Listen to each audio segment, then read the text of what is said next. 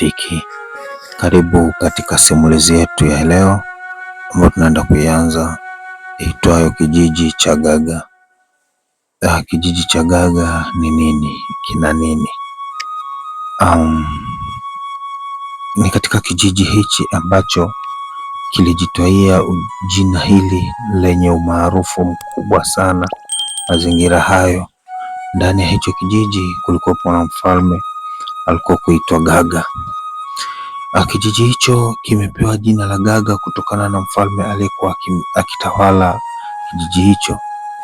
Mfalme huyo alifanya jiji hilo kuonekana jiji lenye amani kabisa. Alifanya kijiji hicho kionekane kijiji cha amani, na alifanya raia wote waliokuwepo ndani ya kijiji hicho kuwa watu wenye furaha, faraja, amani, kucheka, kutabasamu. Ndicho kitu ambacho kilichokuwepo ndani ya kijiji hicho.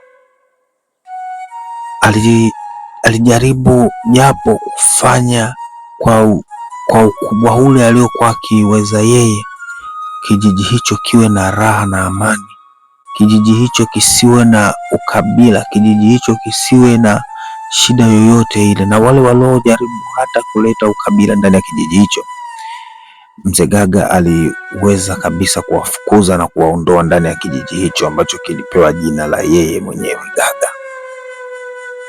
Kijiji hicho waliishi bila kujua kwamba ndani ya nchi kuna mtu anayeitwa rais, wala waziri, wala mbunge, wala kitu chochote kile. Zaidi walijua tu kabisa kwamba kuna mfalme, na huenda hata viongozi waliokuwepo ndani ya kijiji hicho walijua labda itakuwa bado rais ni Nyerere, kutokana na mazingira waliokuwa wakiishi mpaka kufikia hatua za mwisho za mzee huyo Gaga, ambapo baada ya hapo ndipo mambo yakaanza kubadilika ndani ya kijiji hicho cha Gaga. Raia wengi wa kijiji cha Gaga waliona kama mambo sasa yanaenda kuwa ya moto, na hawakujua je, kiongozi atakayeweza kuongoza ndani ya hapo kijiji cha Gaga ataenda kama vile yalivyokuwa matakwa ya mhusika mwenyewe ambaye ndo mfalme aliyetangulia. Watu wengi walikaa wakijiuliza, wakatafakari, wakajiuliza sana. Ni katika jumba la mzee Gaga alikuwepo vijana wake watatu. Vijana hao, mmoja akiitwa Gigu, mwingine akiitwa Gagu, mwingine akiitwa Gogu. Vijana hao watatu walikaa chini baada ya kuwa watu tayari wameshasambaratika, yani watu wameshaondoka, kila mtu kaishaondoka kwenda kuelekea manyumbani kwao. Wakaanza kujadili, akiwemo kaka mkubwa ambaye ni Gigu pamoja na mdogo mtu ambaye ni Gagu na Gubo. Wakakaa na mambo yakawa kama hivi. Sikizeni niwaambie wadogo zangu, nadhani mnaona kabisa tayari watu wameshatawanyika, na kama ilivyo ada, siku zote baba anapoondoka au kichwa kinapoondoka, anayebaki kama kichwa huwa ni yule mkubwa kwenye familia. Na ndio maana pia baba yetu alikuwa anatawala kutokana na kwamba yeye ndiye mkubwa.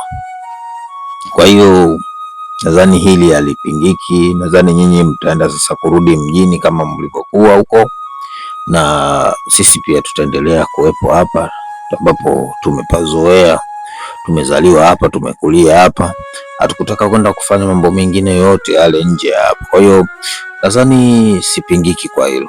Ni kweli kaka, nadhani hupingiki pia, lakini unajua ni mambo mangapi au ni mambo ya aina gani ambayo baba aliacha? Labda mambo gani? Yani namaanisha kwamba vitu labda baba amekuachia maelekezo nini. Baba alivyofariki hakuna kitu hata kimoja alichokiacha. Zaidi ni kwamba tu kama unavyoona shuka lake hili la kifalme na fimbo, basi hivyo ndio vitu muhimu sana vya kuongozea kijiji chetu hichi.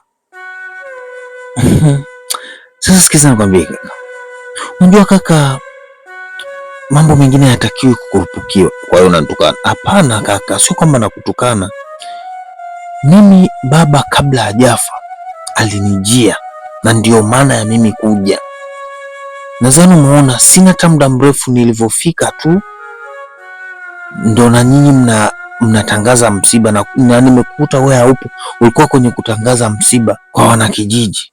Ina maana tayari mimi nishapata taarifa kwamba baba leo hatuiona. Sasa kaka, mimi kaniongoza namna ya kuweza kuongoza kijiji hichi. Sikiza nikwambie mdogo wangu, acha uchu. Hivi ni vitu ambavyo tu vipo mdogo wangu. Unapoanza kuleta uchu wa madaraka ya kijijini, vipi mjini? Kwamba mjini ni pagumu ndio unataka kupakimbia au ni kitu gani? Sikiza nikwambie kaka, mimi sijaja hapa kukaa kwa ajili ya madaraka. Shida nini sasa? Mimi nimekuja kutokana na maelezo ya baba. Baba mwenyewe alitoa maelekezo dhidi yangu kwamba natakiwa nije nikuelekeze. Kutokana na wewe kichwa chako ni kigumu, kama alivyonielekeza, na nukuu kauli ya baba: mwanangu Gagu, jitahidi, pambana unavyoweza, uje kijijini, kwa sababu kesho mimi sitoamka. Naomba uje kijijini ili uweze kuniridhika, na wewe ndio utakaye kuwa mrithi wa kiti changu, ili uweze kumweka sawa kaka yako kutokana na uwaruwaru wake. Sikiza ngwambie, mimi najua hayo ni maneno tu ambayo umetunga, kwa hiyo unajaribu tu kunikatisha. Unajua mimi nawajua sana vijana wa mjini, huwa mna mambo mengi ya hovyo hovyo ambayo hayaeleweki. Ndio maana nimekuuliza kaka, kwani wewe unajua vitu nilivyopewa na baba? Vitu gani sasa? Hebu niambie vitu gani? Vitu gani sasa? Sikiza kaka, usipanic sasa. Kaka unaenda wapi kaka? Alisimama Gigu na kuingia ndani kwa hasira. Alivyoingia ndani, wenzie wakakaa nje, wakabaki pale, wakaanza kujiuliza, sasa hivi kaka ndo kafanya nini? Ina maana gani sasa? Kuliko tukaa hapa tujadili, tujue namna gani ya kunaniliu ya kuyamaliza haya. Kanitupia hili hapa la baba, sijui hata nalifungaje ili dude, ni fimbo kadondosha hapo chini. Sikiza mwambie kaka, najua kaka Gigu, mimi nilivyomwona ni mtu mwenye hasira sana. Kwanza na mind, hata kama ingekuwa ni mimi ninge mind. Wai mtu katoka mjini aje kijijini ndo aje atawale? Hata mimi mwenyewe ninge mind kwa kweli kaka. Ila kwa na uhakika kwamba mzee ndo kasema, yani mdingi kakuchagua wewe, sasa tutafanyaje? Inabidi tu uongoze wewe. Acha akasiriki, kasha kutupia hivyo vitu, na maana basi kakubali kuhenza. Kakubali kuhenza hapo. Wewe chukua vitu hivyo, vaa, tujue namna gani nyingine ya kufanya, tujue namna gani ya kuongoza kijiji. Cha msingi tu ni kufuata vile ambavyo baba amekuelekeza. Sawa mdogo wangu, hiyo unayoongea kweli, upo sahihi, upo sahihi sana. Mimi nitafuata kile ambacho baba alisema. Kuhusu Gigu mimi hata sijali, yeye atajua yeye. Afu na mtu wangu, unajua nimemwacha huko muda mrefu, unajua hapa itabidi nifanye iwezekanavyo niwe naye hapa, maana unajua ufalme bila mke bana, ni kama ujinga fulani hivi.